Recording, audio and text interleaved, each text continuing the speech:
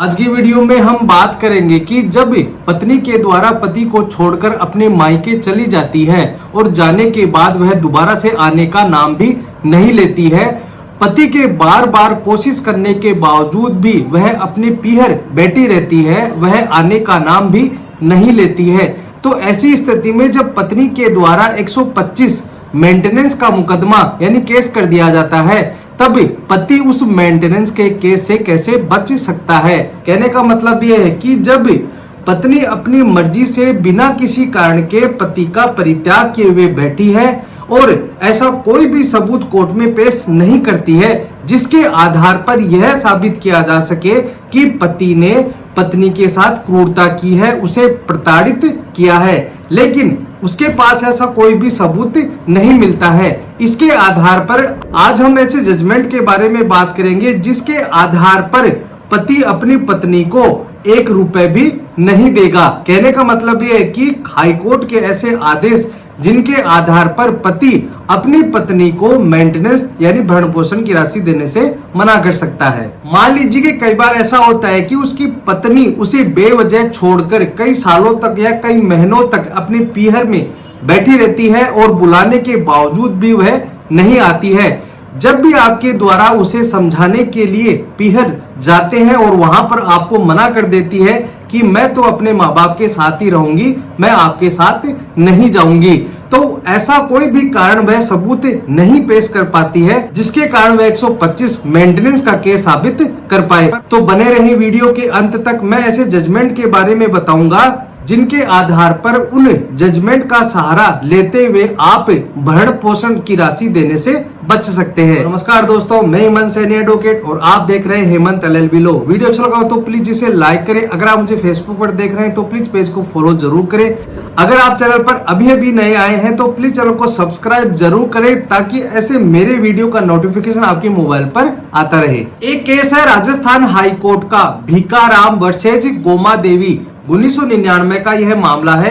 इसमें यह होता है कि जिस तरह से पत्नी के द्वारा पति पर 498 घरेलू हिंसा और 125 मेंटेनेंस का केस कर दिया जाता है, उसी प्रकार से हम आज बात करेंगे केवल 125 मेंटेनेंस के केस के बारे में। इसमें भी पत्नी के द्वारा पति पर मेंटेनेंस का केस कर दिया जाता है। यह मामला आता है राजस्थान हाई कोर्ट के पास। इसमें यह होता है कि पत्नी यह कहती है कि पति मेरे से बदतमीजी करता है, मेरे को प्रताड़ित करता है और मेरे को बेवजह परेशान करता है, लेकिन पति के द्वारा यह कहा जाता है कि मेरी पत्नी है वह बेवजह मेरे को परित्याग करके अपने पीहर में बैठी हुई है बिना किसी कारण के। मैंने कई बार उसको समझाया भी, लेकिन उसके बाद भी वह नहीं आ रही है।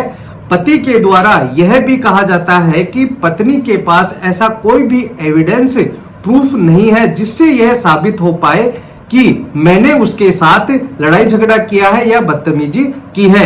यह मामला राजस्थान हाई कोर्ट के सामने जब आता है तो राजस्थान हाई कोर्ट के द्वारा भी यह कहा जाता है कि पत्नी के द्वारा पति को बेवजह ही परित्याग करके अपने पीहर बैठना गलत है और ऐसा पत्नी के पास कोई भी सबूत नहीं है जिससे यह साबित किया जा सके कि पति के द्वारा पत्नी पर अत्याचार किए गए थे। इस कारण से पत्नी 125 भरण पोषण की राशि प्राप्त नहीं कर सकती है। दूसरा केस है मुंबई का, कालिदास शिंदे वर्सेज पार्वती बाई 1985 का यह मामला है। मैंने अभी आपको यह बताया कि राजस्थान हाई कोर्ट के द्वारा एक जजमेंट दिया गया था, वह था 22 जनवरी 1999 को। इसी प्रकार का ही एक मामला है मुंबई हाई कोर्ट का, उसकी तारीख है 28 जनवरी 1985। ठीक इसी प्रकार का मामला मुंबई हाई कोर्ट में भी होता है। इसमें पति के द्वारा यह कहा जाता है कि पत्नी ने मेरे को बेवजह ही परित्याग किए हुए है और बिना किसी कारण के वह अपने पीहर में बैठी हुई है, इसलिए पत्नी भरण पोषण की हकदार नहीं है। CRPC के सेक्शन 125(4) में यह बताया गया है कि अगर कोई पत्नी बिना किसी कारण के अपने पति को छोड़कर अपने पीहर में बैठी हुई है और उसके पास ऐसा कोई भी सबूत नहीं है जिससे वह साबित कर पाए कि पति ने उसके साथ मारपीट की है, उसके साथ प्रताड़ना की है, ऐसा कोई भी सबूत नहीं है, इस आधार पर भी मुंबई हाई कोर्ट ने यह बात कही कि पत्नी के पास ऐसा कोई भी सबूत नहीं है।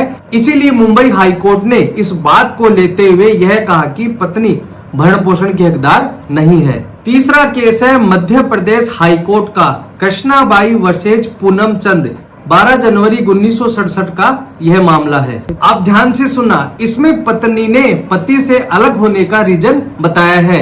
इसमें पत्नी यह कहती है कि जो मेरा ससुर है वह मेरे से मिसबिहेव करता है, मेरे से बदतमीजी करता है। जब यह मामला मध्य प्रदेश हाईकोर्ट के पास जाता है तो हाईकोर्ट के द्वारा यह कहा जाता है कि पति से अलग रहने का यह रीजनेबल रीजन नहीं है, इसलिए पत्नी भरण पोषण की हकदारनी नहीं है, उसे भरण पोषण की राशि नहीं दी जाएगी। चौथा जो केस है वह भी मध्य प्रदेश का है। यह मामला है सिंधे रॉय वर्सेज शंभुनाथ रॉय, 2007 का यह मामला है। इसमें पत्नी के द्वारा पति पर टॉर्चर का मामला दर्ज करवाया जाता है। इसमें पत्नी के द्वारा यह कहा जाता है कि पति मेरे साथ टॉर्चर करता है, इसलिए मैं पति से अलग रह रही हूँ, लेकिन सबूत के अभाव में वह केस चलने योग्य नहीं है। इसलिए मध्य प्रदेश हाईकोर्ट के द्वारा यह कहा जाता है कि पत्नी को भरण पोषण की राशि नहीं दी जा सकती। पांचवा केस है मद्रास हाई कोर्ट का। इसमें दो केस थे जिनके फैक्ट एक समान थे। एक केस का जजमेंट है 21/2/2003 का और दूसरा जजमेंट है 21/6/2002 का। केस की डिटेल आपकी स्क्रीन पर दिखाई दे रही है। इन केसेस में यह बताया गया था कि पति के द्वारा तलाक की एप्लीकेशन दाखिल की गई थी और पत्नी के द्वारा सेक्शन 24 में एप्लीकेशन दाखिल की गई थी, और एक में पत्नी ने इंटरिम के लिए एप्लीकेशन दाखिल की थी, लेकिन दोनों ही केसों में पत्नी को भरण पोषण की राशि देने से मना कर दिया गया। इस आधार पर खारिज किया गया था या फिर मना किया गया था कि पत्नी जॉब करती है, इसलिए वह पति से इंटरिम मेंटेनेंस लेने की हकदार नहीं है।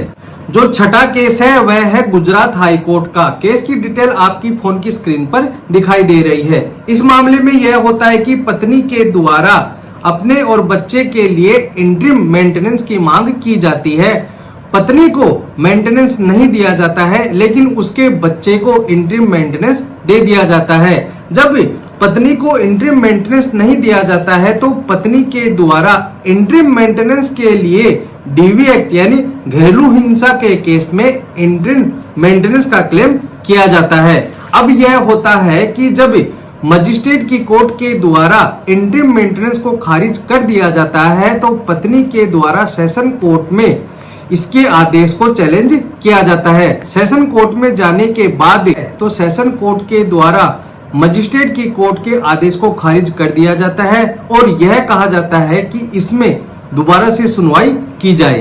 अब सेशन कोर्ट के आदेश के खिलाफ पति के द्वारा हाई कोर्ट में जाया जाता है और हाई कोर्ट के द्वारा यह कहा जाता है कि जो मजिस्ट्रेट जो नीचे की अदालत ने जो आदेश दिया है उसे दोबारा से रिस्टोर किया जाए। हाई कोर्ट ने साथ में यह भी कहा कि अगर परिस्थिति बदलती है तो सीआरपीसी 127 की एप्लीकेशन दे सकती है। डीवी एक्ट में अलग से भरण पोषण देने की आवश्यकता नहीं थी। सातवां मामला है छत्तीसगढ़ हाई कोर्ट का शिव कुमार यादव वर्सेज संतोषी यादव। इस मामले में यह होता है कि जो नीचे की अदालत होती है, जो मजिस्ट्रेट कोर्ट होता है, उसके द्वारा पत्नी की मेंटेनेंस एप्लीकेशन को स्वीकार कर दिया जाता है और पत्नी के पक्ष में मेंटेनेंस चालू कर दिया जाता है।